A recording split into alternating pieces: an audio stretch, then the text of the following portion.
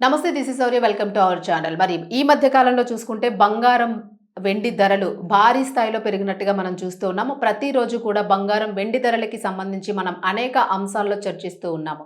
మరి బంగారం, వెండి ధర పెరగడానికి గత కాలంలో లేని పెరుగుదల ఇప్పుడే ఎందుకొచ్చింది? అసలు ద్రవ్యోల్బణంలోన ఎందుకు ఈ మార్పులనేవి కనిపిస్తూ ఉన్నాయి? అసలు దీనికి ఏదైనా ఒక కీలకమైన రీజన్ ఉందా? ఒక పర్టిక్యులర్ రీజన్ ఏమై ఉంటుంది అనేదైతే మాత్రం అందరికీ ప్రశ్నార్థకంగానే ఉంది. ఎందుకు అనంటే మనం ప్రతిసారి కూడా విదేశాల్లోనే టారిఫ్‌లు బండి ట్రంప్ వల్లే బంగారం రేటు పెరిగిపోయింది అని అనుకుంటూ ఉన్నాము. మరి అసలు యాక్చువల్‌గా చూసుకుంటే ధర పెరగడానికి ఒక కారణం ఏదైనా ఉండుండొచ్చు. బట్ వన్ ఆఫ్ ద ఇంకొక అదర్ రీజన్ కూడా ఉంది. ఎందుకు అనంటే బంగారానికి సంబంధించి మనకి షేర్ మార్కెట్స్‌లో గానియండి, అలాగే ఈ ద్రవ్యోల్బణానికి సంబంధించిన మార్పులు ఏవైతే ఉంటాయో వీటిలో ఎక్కువ అప్ అండ్ డౌన్స్ అన్నీ గూడాను బంగారం మీద చాలా వరకు డిపెండ్ అయ్యి ఉంటాయి. ఎందుకంటే బంగారమే భారతదేశానికి ఒక మూలమైన ఒక పదార్థంగా, మూలమైన ఒక లోహంగా గూడా మనం పరిగణిస్తూ ఉన్నాం దాన్ని. ఎందుకంటే భారీగా విరివిగా ఉపయోగిస్తాం గాబట్టి. మరి అసలు బంగారాన్ని దేనిలో ఉపయోగిస్తాము? బంగారాన్ని మనకి తెలిసింది నగల రూపంలో ఉపయోగిస్తాము.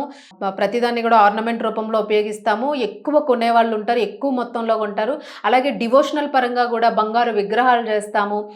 మనకి చూసుకుంటే లైక్ శ్రీశైలంలో గానీ, ఏడుకొండల తిరుమలలో గానీ, ఈ తర్వాత పద్మనాభ స్వామి ఆలయాల్లో గానీ, ఇలాంటి అనేక ఆలయాల్లోని భారీ స్థాయిలో బంగారం ఉంటూ ఉంటుంది. అలాగే ఇంకా ఎన్నో నిధులున్నాయి అని గూడా చెప్తూ ఉంటాము. అంటే ఒకప్పుడు బ్రిటిష్ వాళ్ళని తీసుకున్నా కూడా ఈ బంగారం అనే ఒక మోజు కోసమే వాళ్ళు మనల్ని ఎక్కువగా ఆక్రమించి మన మీద దాడులు చేసి బంగారాన్ని దోచుకున్న అనేక కథనాలు మనం విన్నాం. సో బంగారానికి అంత విలువ ఉంది. మరి అలాంటి భారతదేశంలోనే బంగారానికి ఒక పుట్టునిల్లుగా చెప్పుకోవచ్చు మనం. మరి అలాంటి భారతదేశంలోనే ఉత్పత్తి అయ్యే చోటే బంగారం రేటు ఎందుకు పెరిగిపోయింది అని అంటే నిపుణులు చెప్తున్న మరొక అంశం ఏంటంటే బంగారం వాడకం మనము ఏదైతే ఆలయాల్లోని లేదంటే మన నగల కోసం వాడుతూ ఉన్నామో ఇదంతా ఒక సెపరేట్ ఇష్యూ అయితే బంగారాన్ని మనకన్నా ఇంకా ఎక్కువగా అంటే మనుషులు నగల రూపంలోన లేదా భగవంతుడికి వస్తు రూపంలోన అలంకార రూపంలో వాడేదానికన్నా కూడా ఒక ఇన్వెస్ట్మెంట్ రూపంలో వాడేదానికన్నా కూడా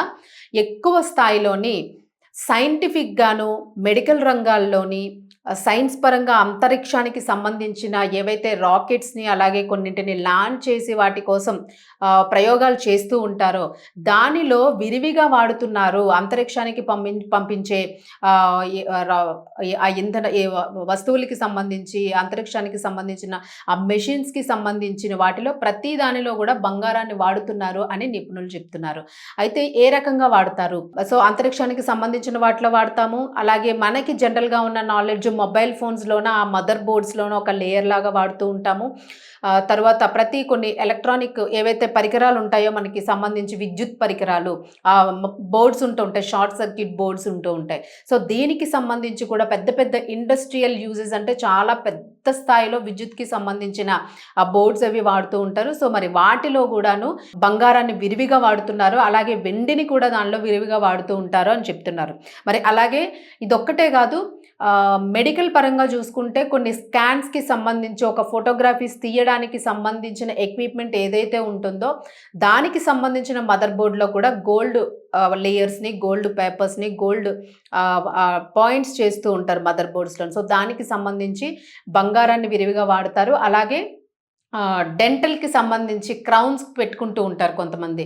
బంగారపు పన్ను అట్లా పెట్టించుకుంటూ ఉంటారు. సో, దానిలో గూడా బంగారాన్ని విరివిగా వాడతారు అని చెప్తూ ఉన్నారు. సో, జనరల్‌గా మనకి సాధారణంగా తెలిసింది ఓన్లీ మొబైల్ ఫోన్స్‌లో మాత్రమే వచ్చి కొంచెం బంగారం వాడతాము. అలాగే జనరల్‌గా మనము స్వీట్స్ తినేటప్పుడు దాని మీద ఒక పొర లాంటిది పల్చటి పొర లాంటి వెండి పొరను వాడతాము. అలాగే కొంతమంది మనం పాన్స్ వేసుకుంటూ ఉంటాం కిల్లీలు. ఈ కిల్లీకి సంబంధించిన దానిలో గూడా బాగా ఎక్కువ కాస్ట్‌లీ దాదాపు మనం చూసాము 2000, 3000 లక్ష రూపాయల కిల్లీలు గూడా పాన్స్ గూడా ఉన్నాయి. సో, ఇలాంటి పాన్స్‌లోన ఒక లేయర్ లాంటిది వాడుతూ ఉంటాము అని జనరల్‌గా అందరికీ తెలిసిన ఒక చిన్న మెసేజ్ బంగారం గురించి. బట్ ఇప్పుడు మనం అనుకున్నట్టుగా అంతరిక్ష పరిశోధన స్థాయిలో వాడుతున్నారు అంటే మీరే ఊహించండి ఏ రేంజ్‌లో బంగారాన్ని వినియోగిస్తారో. ఎందుకు వాడతారు మరి వీటిల్లోని అనంటే అలాగే మనకి నౌకలకి సంబంధించి షిప్స్‌కి సంబంధించి ఏవైతే అవి భూగర్భ జలాల లోపల నుంచి వెళ్తూ ఉంటాయి కాబట్టి సో, అది రస్ట్‌తో కూడుకున్న అంటే తుప్పు పట్టకుండాను ఏదైనా గూడా అంటే విద్యుత్‌కి సంబంధించి గూడా తుప్పు పట్టే పదార్థాలు ఏవైతే ఉంటాయో, తుప్పు పట్టే వర్క్‌కి సంబంధించి ఏవైతే మదర్ బోర్డ్ కనెక్షన్స్ ఉంటాయో మరవి తుప్పు పట్టే అవకాశం లేకుండా ఎందుకంటే తుప్పు పడితే షార్ట్ సర్క్యూట్ వస్తుంది.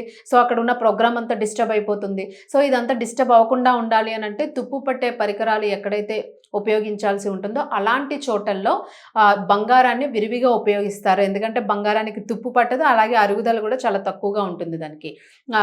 మనం మిగిలిన మెటల్స్‌తో కంపేర్ చేసుకుంటే. సో, ఇటువంటి వాటిల్లోని బంగారాన్ని వాడుతున్నారు అని చెప్తూ ఉన్నారు. మరి ఈ స్థాయిలోన బంగారాన్ని వాడడం వలన ఖచ్చితంగా బంగారం రేట్ ఎందుకంటే ఇప్పుడు మనము టెక్నాలజీ పరంగా అభివృద్ధి చెందాం బాగాను. అలాగే ఇతర దేశాలతో పోటీ పడుతూ అంతరిక్ష పరిశోధనలు చేస్తూ ఉన్నాము. చంద్రయానికి వెళ్తూ ఉన్నాము. సో, ఇలా చంద్రయాన్ని మనం సక్సెస్ చేసుకున్నాము. సో, మరి మిగిలిన గ్రహాల్లోని ఇంకా అనేక పరిశోధనలు చేస్తూ ఉన్నాము. నాసా రకరకాల పరిశోధనలు చేస్తూ ఉంటుంది. అంతేగాకుండా దీనికి సంబంధించి మనం రీసెంట్‌గా చూసాం చంద్రమండలంలో భూములు కొనుక్కున్నారు అని దీనికి సంబంధించింది గూడా మనం చూసాం. సో, ఇలాంటి ఏవైతే ఉన్నాయో మరి అక్కడికి వెళ్ళాలన్నా, దానికి సంబంధించిన ర్యాకెట్స్ యూజ్ చేయాలన్నా, వీటన్నింటికి ప్రయోగాలకి యూజ్ చేయాలన్నా, ఏది పెద్ద పెద్ద ప్రయోగాలు చెయ్యాలి అనంటే ఖచ్చితంగా వాటిల్లో బంగారం యొక్క వాడకం విరివిగా ఉంటోంది.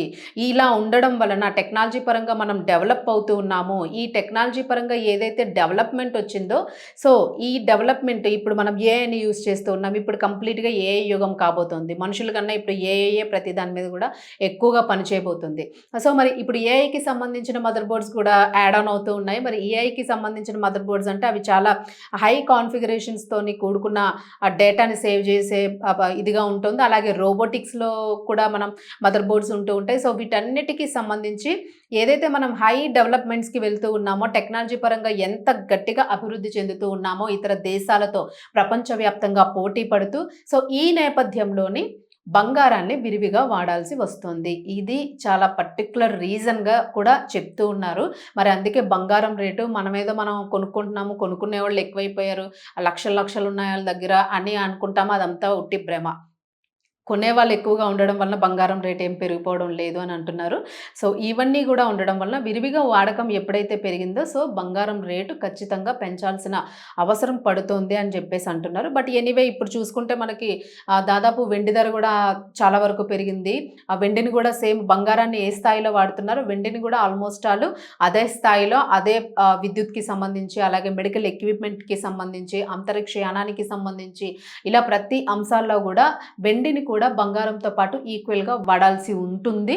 సో, దీని వలన ఈ రెండింటిని ఫ్రీక్వెంట్‌గా వాడడం వలన వీటి ధర పెరిగింది. ద్రవ్యోల్బణంలో దీని షేర్ మార్కెట్స్‌లో గాని, ద్రవ్యోల్బణంలో గాని దీని స్థాయి స్కేల్ పెరుగుతూ పోతోంది అని జెప్పేసి కూడా నిపుణులు చెప్తూ ఉన్నారు. సో, మనం భయపడాల్సిన అవసరం అయితే లేదు. ఖచ్చితంగా బంగారానికి సంబంధించి ఒక నిర్దిష్టమైన నిర్ణయం అయితే వచ్చే అవకాశం ఉంది. ఖచ్చితంగా దీని మీద కూడా ప్రభుత్వం ఏదైతే ఉందో ఇది కూడా కొన్ని చర్చలు జరుపుతుంది. ఎందుకంటే సామాన్య మానవుడు కూడా కాస్త ఇబ్బందైన పరిస్థితి కాబట్టి ఖచ్చితంగా బంగారం రేటు దిగే ఛాన్స్ ఉంది. కొంచెం టైం పడుతుంది. అప్పటి వరకు కొంత సహనంగా ఉండండి అని కూడా చెప్తూ ఉన్నారు. మరి చూద్దాము. ఎందుకంటే బంగారం వాడకం ఏ స్థాయిలో ఉన్నదన్నది మనకు తెలుసు. టెక్నాలజీ పరంగా అభివృద్ధి చెందాం కాబట్టి.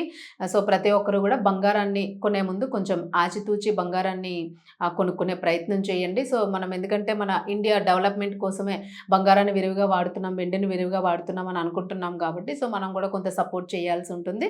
సో, చూద్దాం బంగారం రేటు ఎంతవరకు తగ్గే ఛాన్స్ ఉంది, ఎప్పటికి తగ్గుతుంది అనే దాని గురించి ఒక అంచనాకి రావడానికి కొంత టైం పట్టే అవకాశం కనిపిస్తుంది.